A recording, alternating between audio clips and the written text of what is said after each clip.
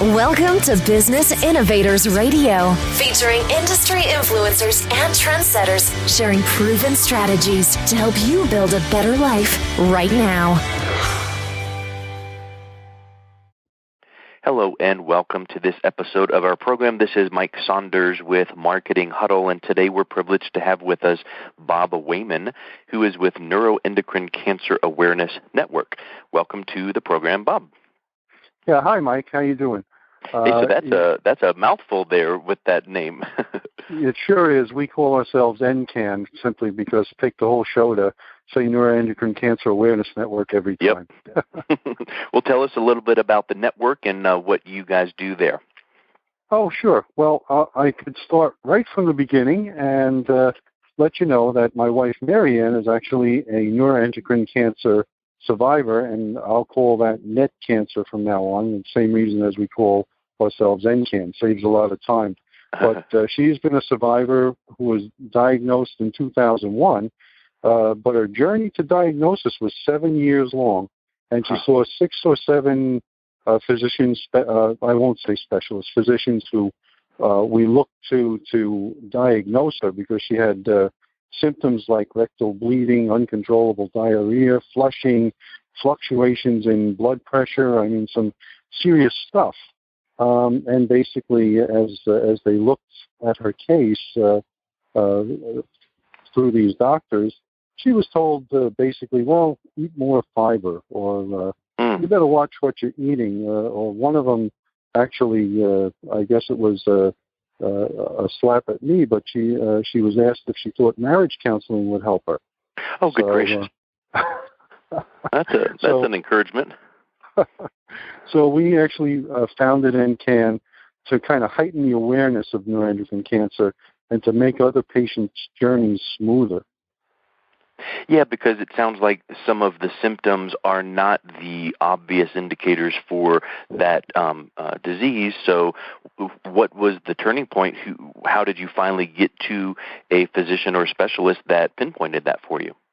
Well, to be fair, you're right. It's not the easiest thing to diagnose, and doctors are asked to know about hundreds or thousands of diseases. We're fortunate enough to be able to talk about one disease. So basically what happened was she went to a GI doctor who said, you know what, I'm going to use a pediatric scope when he did her endoscopy, colonoscopy.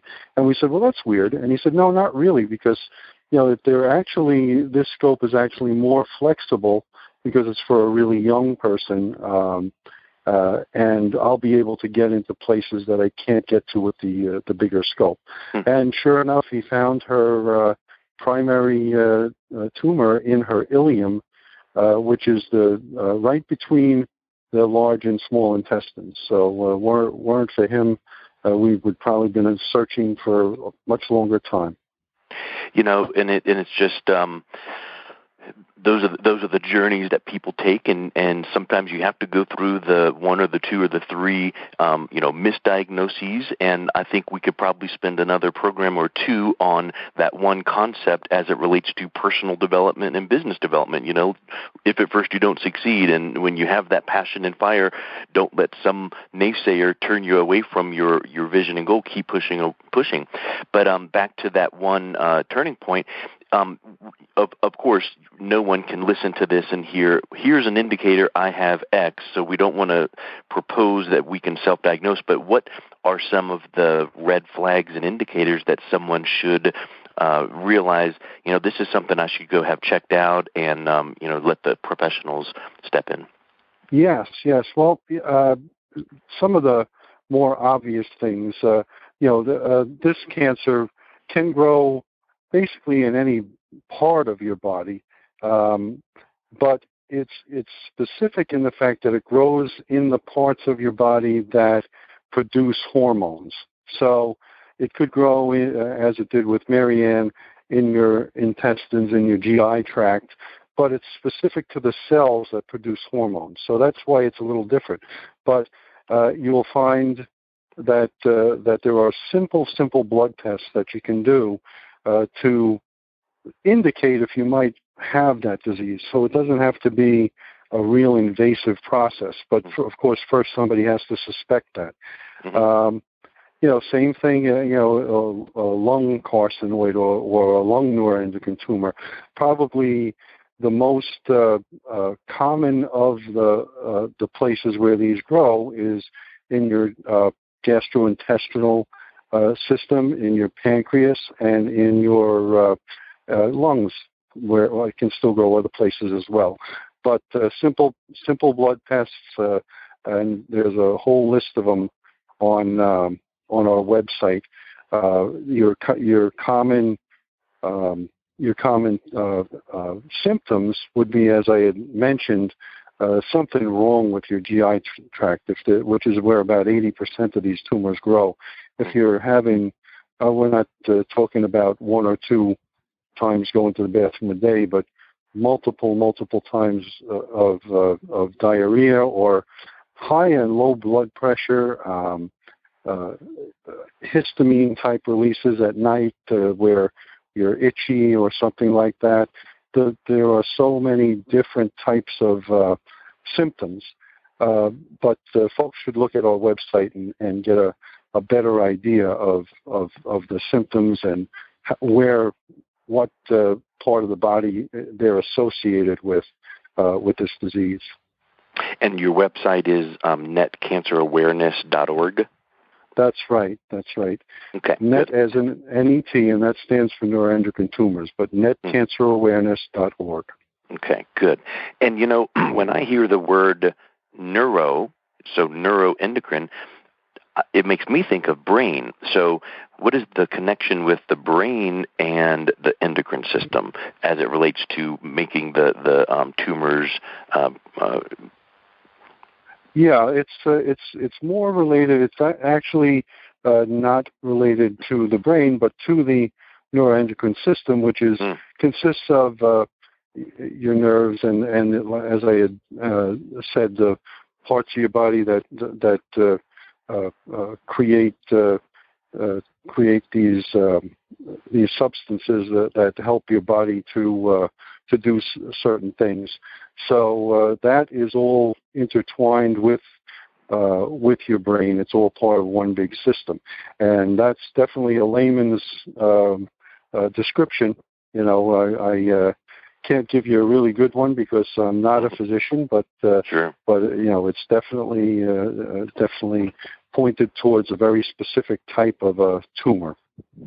Super. So, Bob, I'm sure that with many times this going, kind of like it's not an easy diagnosis, I would also assume that once it is diagnosed, some physicians are not as familiar with it as it relates to a treatment protocol. What are you finding out there for treatment and those kinds of things? Yes, it's as with the diagnosis, and you will be diagnosed at some point, but it does take a while. But there are treatments out there now. The issue that we have is that in a major center or in some areas where might be more remote, in either of those two settings, your doctor, if he is not familiar with this, and many physicians are not, there are only about 125,000 patients in the United States living with this disease, and that's out of the hundreds of millions in the country. But that number is growing by about 5% annually, and with treatment, you're able to live a long time. So the treatments are available, but if a physician looks at WebMD, he's going to find kind of a thin description of what could be done. So there are professional societies, NANETS, the Neuroendocrine Tumor Society of North America, and others that can provide you with a lot more information.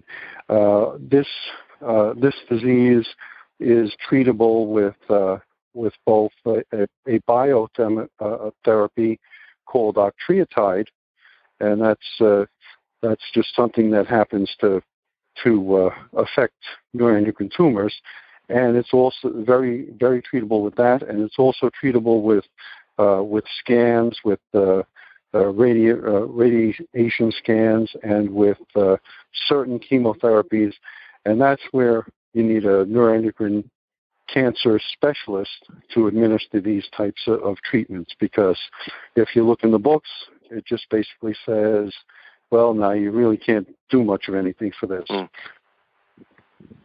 And I know that from what you've said so far, your inspiration to start this nonprofit was your wife.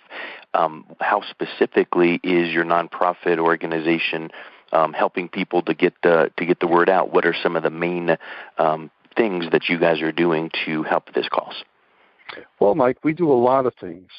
For about the past 12 years, we've provided information and support to NET patients and caregivers, and we do that through email, through our website, through our toll-free number, which is 866-850-9555.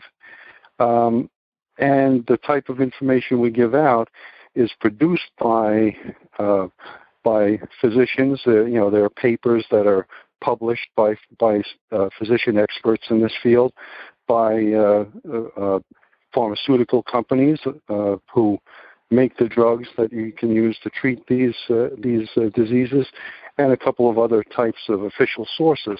So we don't quote any kind of information. We have it available through very reliable sources.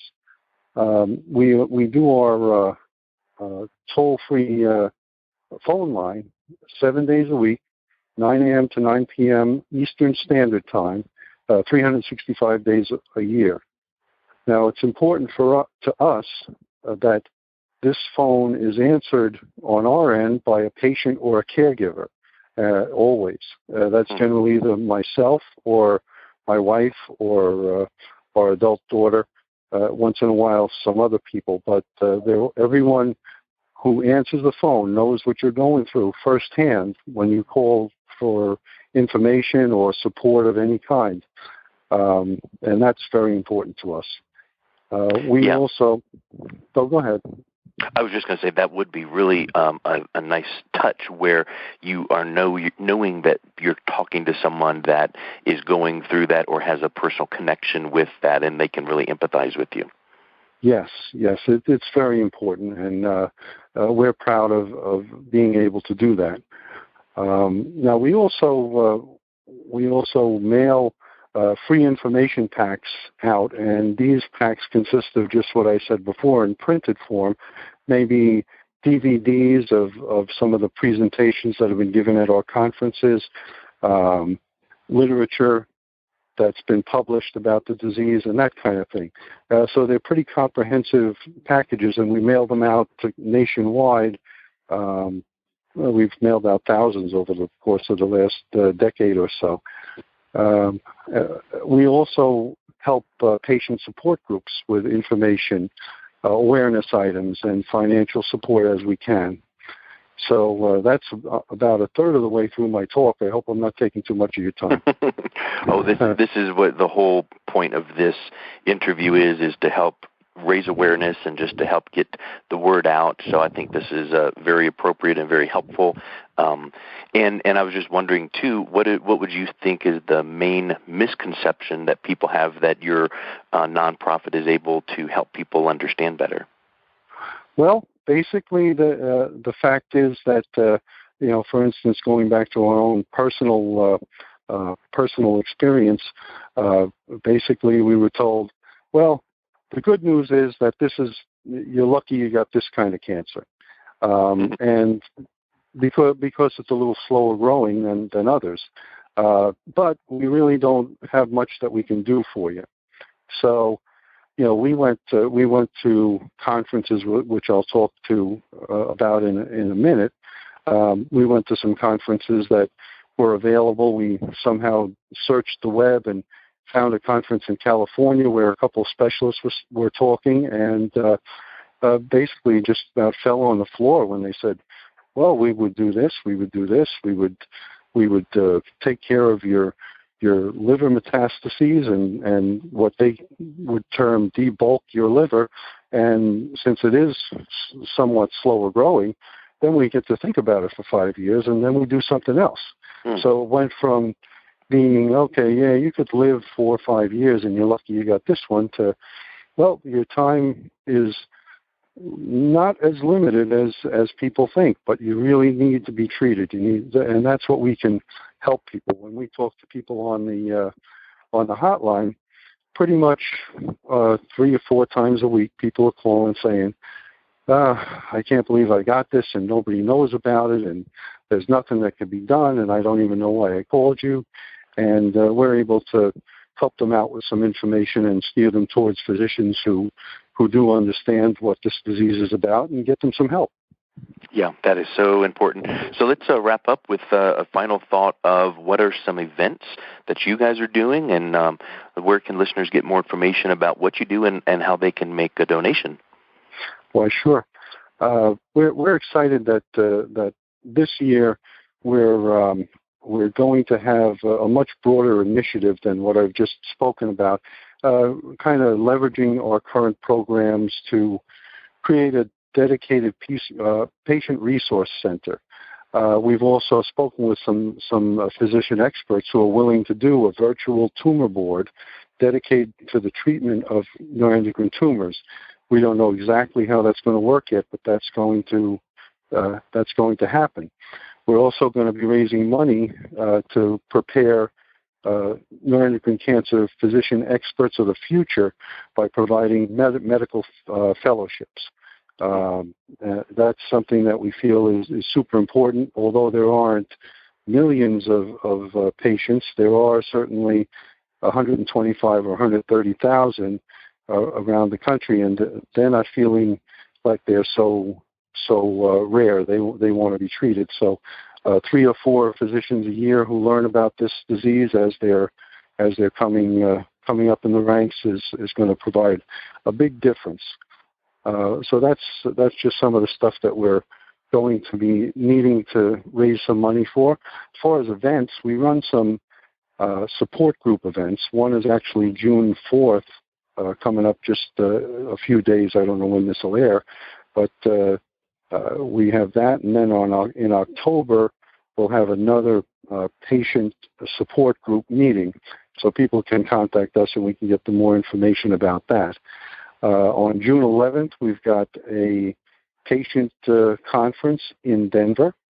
That's a full-day event with 6 or 7 physician experts who'll speak throughout the day. And it's we charge $25. It's basically to try and get people to actually show up so that we don't spend for the spot and then not have anybody show up. On August 27th, we have a really cool fundraiser called Uncork a Cure for Net Cancer at Osprey's Dominion Winery, and that's on Long Island.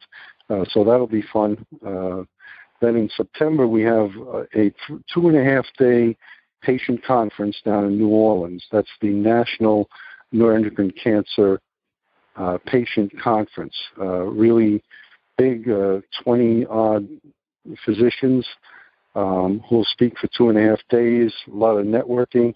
Huge event if you need to know about your disease. Then real quickly, we'll wrap up the year. We have our Strides for Stripes walk, which is a fundraiser on Long Island on October 22nd.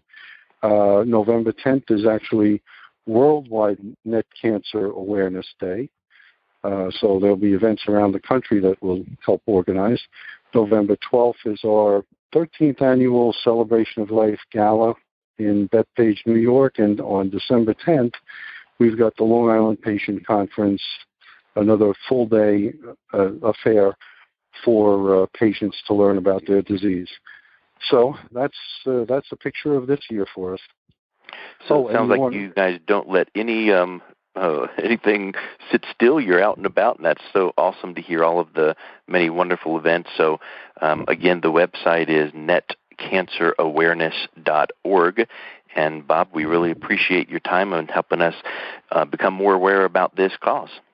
Yes, thank you. We appreciate the time. It's not so easy sometimes to get time to speak about a rare disease, but we feel comfortable with the fact that if people do get in touch with us, we are able to get them some kind of help and assistance. Super. Well, thank you so much. Thanks for listening to Business Innovators Radio. To hear all episodes featuring leading industry influencers and trendsetters, visit us online at businessinnovatorsradio.com today.